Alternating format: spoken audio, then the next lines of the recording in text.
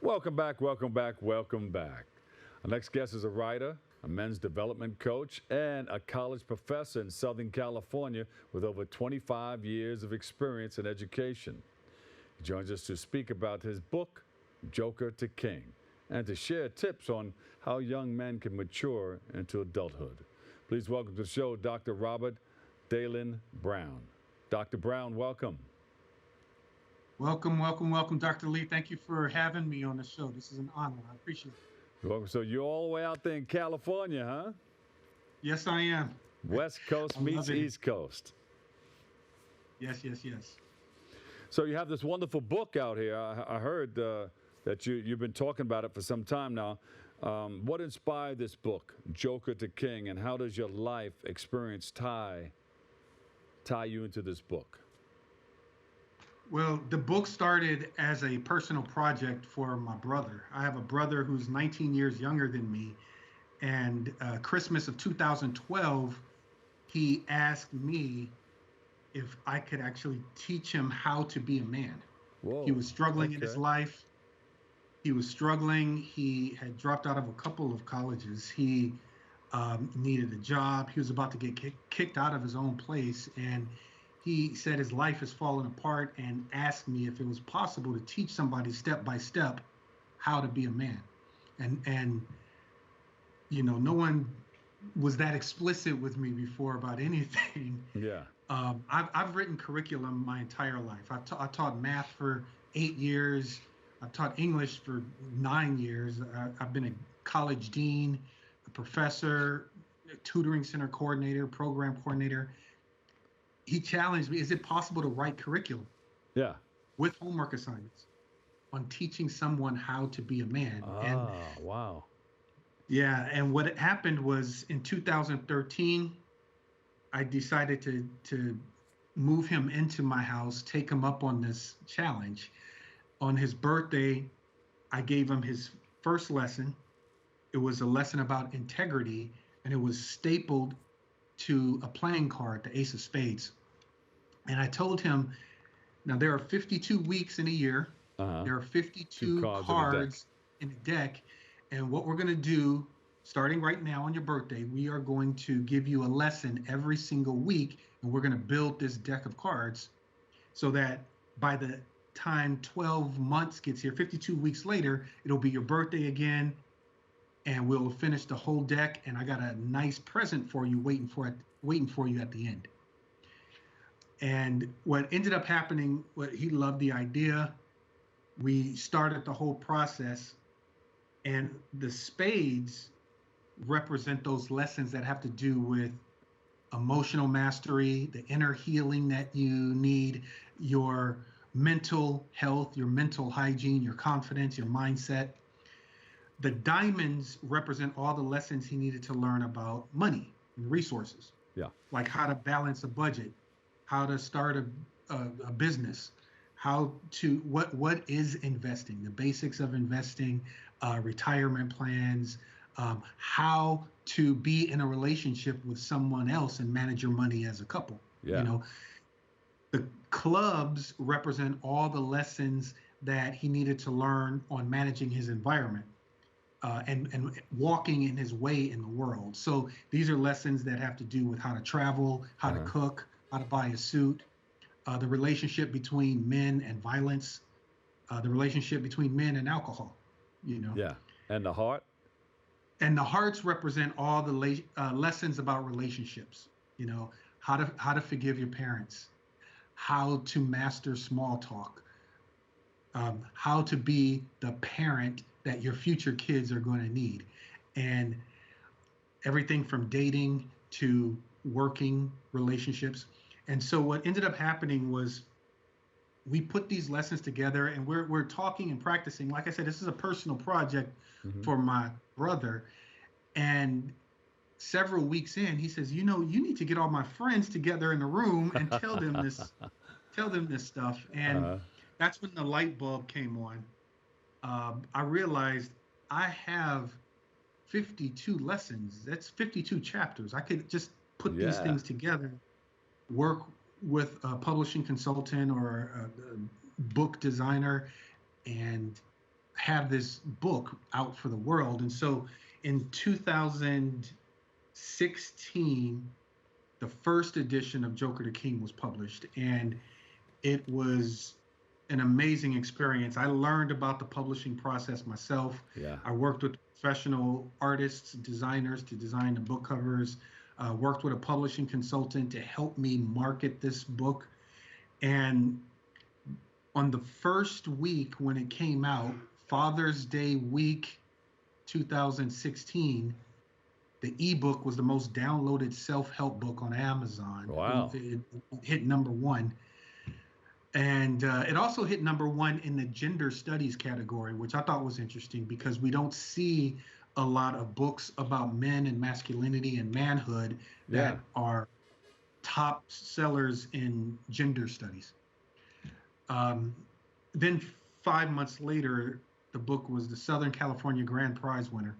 That's when I realized, Southern California Book Festival Grand Prize winner. Yeah. And that's when I realized I have something pretty powerful here. But that was 2016. And since then, my own life changed.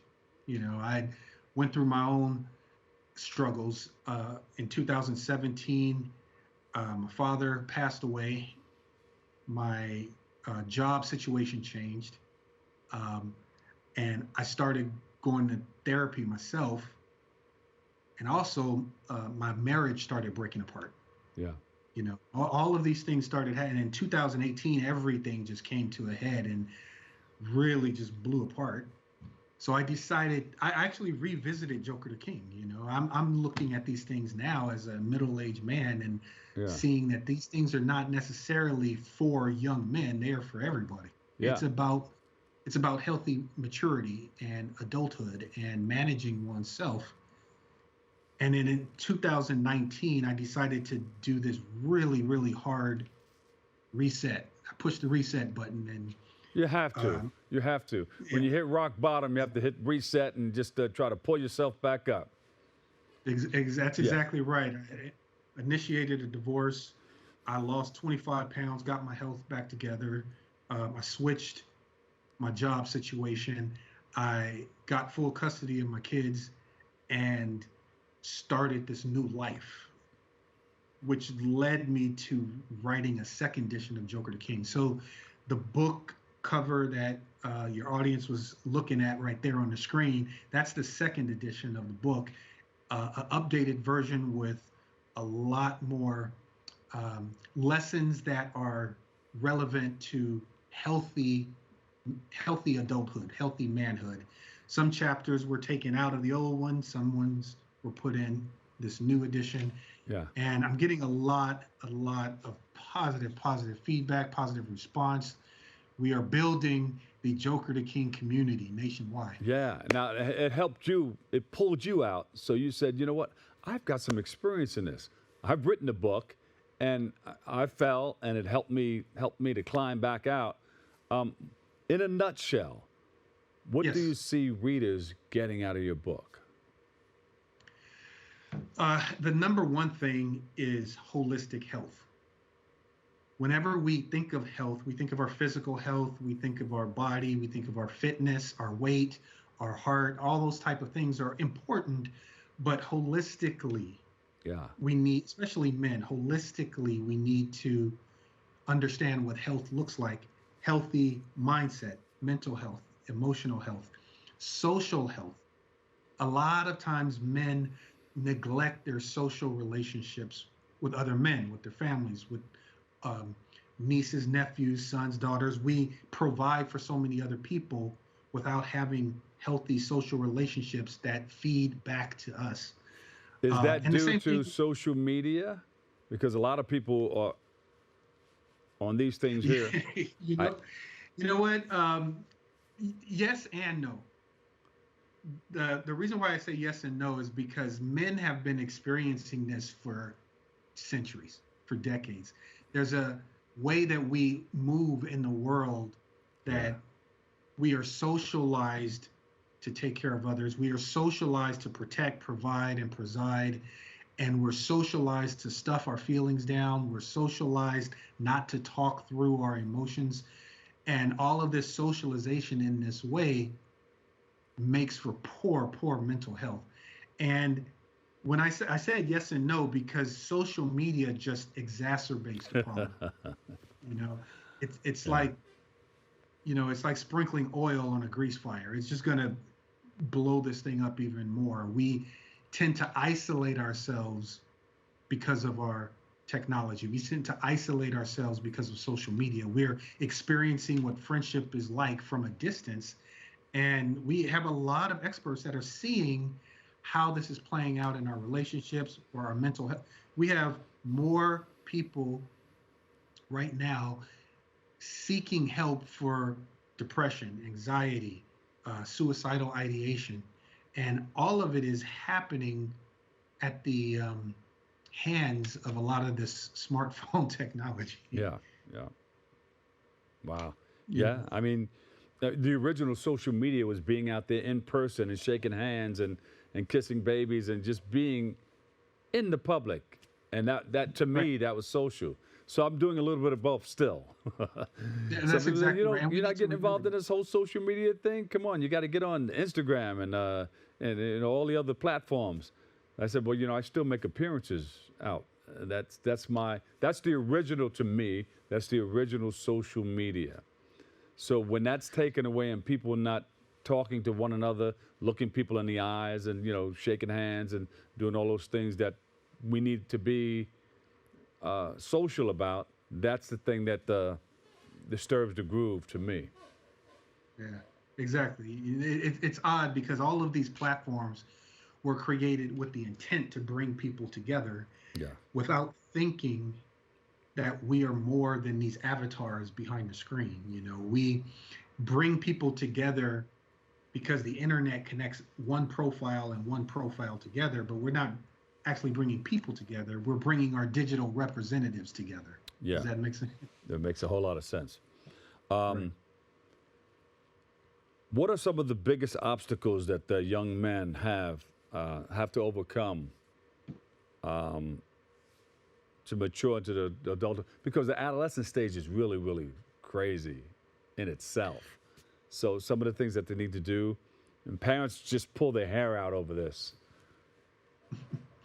Well, we as parents and older folks of these kids, we need to actually encourage them to open up a little bit more. There are things that we do as an older generation that actually keeps kids a little bit more quiet, and it doesn't help. We need to have young folks be more vulnerable, open up, express themselves, express what they're feeling, share their emotions. We actually need to teach them how to feel their emotions. Actually, we right now, especially with boys, what we're doing is we are creating a society where anger and rage are the only acceptable emotions that boys are allowed to express.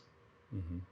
You know, and we are doing that to them. It's not something that they are growing up thinking that they have to do themselves. We are creating this for these kids.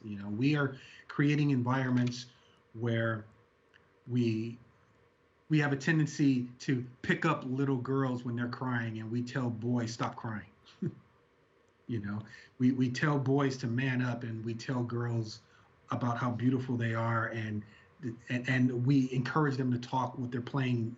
Yeah. They're playing with their dolls and they're talking their way through conflict with their dolls, and boys are shooting at each other with Nerf guns. Wow. Yeah. We are doing these things to our kids and not realizing it because they were done to us. We came through it. Sooner or later, someone has to break this cycle on behalf of the generation that's coming up. All right, so we have to talk more about this. You're always welcome to come on and share some more thoughts, okay? Good luck with the book. Dr. Yes, Robert yes. Daylin Brown, author and professor, Joker to King. I like it, I like it, I like it.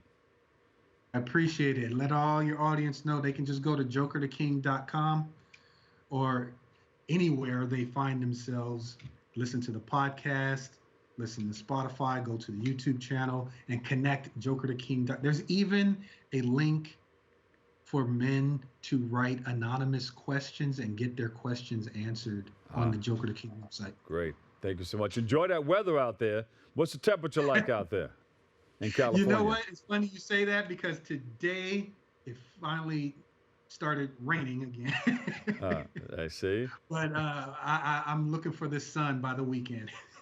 Oh, good, good. Hey, thanks for joining us, and you're always welcome to come back, okay? I appreciate it. Thank you so much. You got it. Dr. Robert Daylin Brown, author and professor, Joker the King. That's all we have for today. Thank you, thank you. We appreciate you. We want to thank you for joining us, you, our viewers, for tuning in and checking it all out. You can continue following us on BronxNet TV for continued coverage, and thank you for letting us share in this space and time with you. Join Kip and Arlene, Darren Jaime, and Rena Valentine on Tuesday, Wednesday, and Friday for the all-new episodes of Open of the Dr. Bob Lee. I'll catch you another day, another way. Always remember this: what you are is God's gift to you. What you make of yourself is your gift to God. So choose your choice. Let your choice control the chooser. Catch you. Peace.